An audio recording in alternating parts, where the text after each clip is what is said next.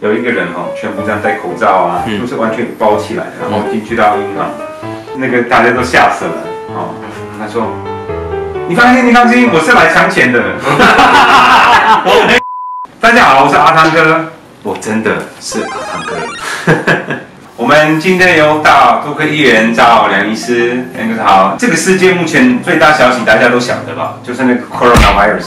新冠状说不出来的那个 coronavirus。除了我们现在大家要做保护啊，很多人在问是不是我可以传染我的宝宝，甚至宝宝在外面乱跑，那他自己被传染，结果带回家又传染我们全家人。这些问题的确是大家会在问，到底这个 coronavirus 动物世界怎么样的状况？他问你是不是我的宝宝可以被我传染，或是他传染我，跟大家讲解一下。新型冠状病毒因为流行，你看到欧洲那边有很多案例出现。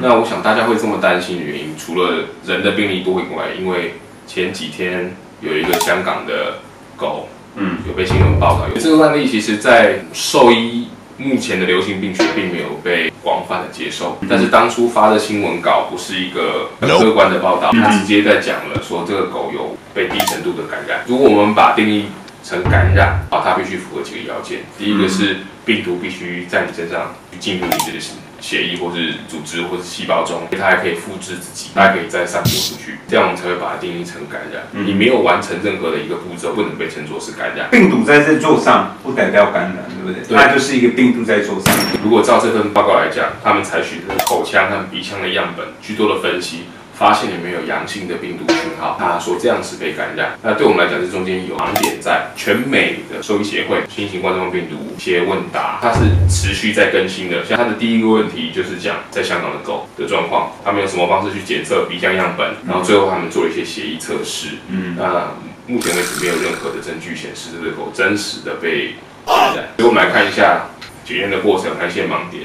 第一点是。狗因为它闻东西的时候会用鼻子去接触到地面主人的手，当主人有阳性反应的时候，主人身上带了很多病毒量，那狗用鼻子闻的时候就会接触到。假设我们看到病毒现在附着在，它只是粘附在狗的鼻部，所以你用棉棒去采样的时候，你一样可以出现阳性的反应。是它使用的技术叫 real-time PCR，real-time PCR 是一个非常敏感，它会把极少数的病毒片段，或是病毒本身，放大到好几亿倍，然后让你可以被侦测到，到底是活的病毒还是只是冠状病毒的片段，在这个实验记录中，它并没有办法知道。也就是说，今天假设大家要辨识出来我，可以用一个方式是：第一个辨识我的指纹，你可以辨识我的头，我的长相。但如果今天我把一根手指切断丢在地上，你不会说这边有一个梁医师，部分的梁医师，或是我的头在地上，你也会说这是部分的梁医师。Real-time PCR 没有办法区分这是部分的我还是完整活的我。它侦测到冠状病毒的手指，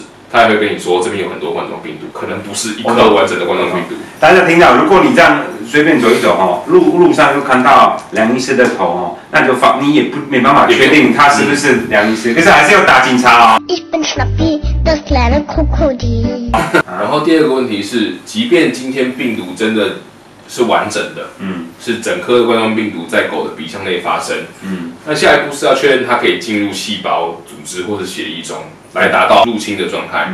所以血液中根据 ADMA 得到的结果是，它并没有任何血液中的抗体出现，动物的血液中并没有真实被病毒侵入。再来是第三点，如果这个动物被感染了，我们最担心的是它会不会把病毒再散播出去。那目前也是没有任何证据显示它可以散播病毒出去。所以我这样子听梁医师讲说，你现在爸妈你们还是放心，可以带狗狗出去走一走啦。要不要戴口罩？有狗狗的口罩吗？应该没有这样的口罩。有一个实验室叫 IDEX， 专注在兽医的实验室，像我们的检验仪器都是爱德士去做的。爱德实验室他们在3月13号的时候宣布，他们执行了超过1000个动物筛检，都没有侦测到阳性的讯号。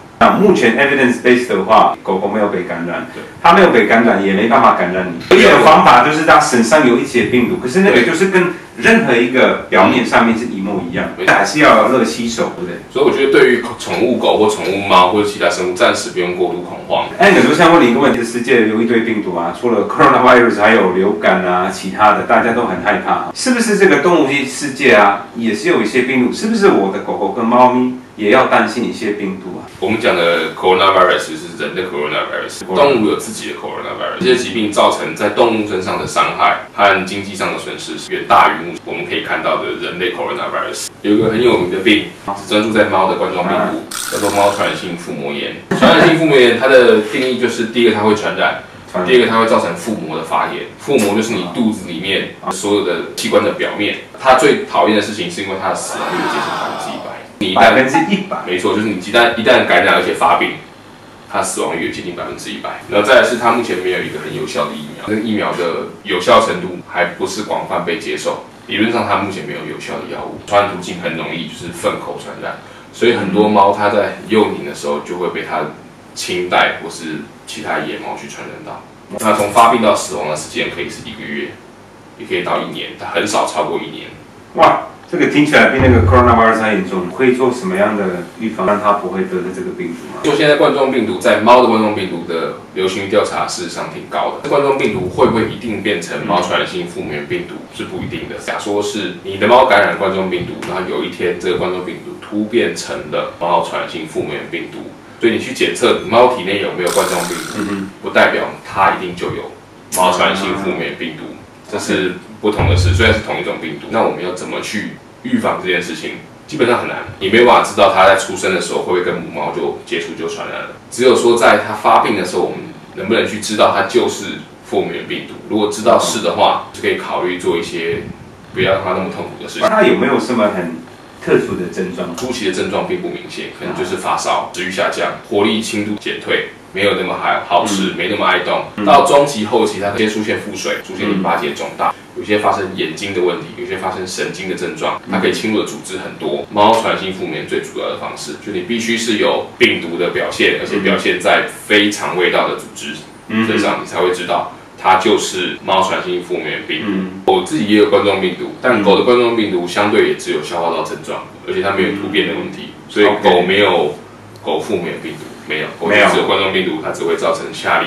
那这些拉肚子的状况或是消化道症状，可以透过兽医院的治疗让病毒退掉，它应该就没事了。我summarize一下。今天我们有讲到那个人类的 coronavirus， 那目前依照我们所有的科学的知识，大概可以说，人类的 coronavirus 跟狗狗跟猫咪是不一样的，所以它不太可能是传染你或者你传染它。第二个比较重要就是说，除了这个人类 coronavirus， 有很多其他的 coronavirus 对于猫跟狗会有很大的影响。今天我们梁医师有介绍 FIPV 这个 virus 非常的可怕，人类口罩。勤洗手就是最好的方式。那你的宝贝就是放心。其实目前对那个人类的 coronavirus evidence-based 的结果看起来是不大可能是感染狗狗跟猫。好，那我们今天再接下安格斯梁医师呀，谢谢哦，谢谢来观众不要后手，拜拜，拜哦。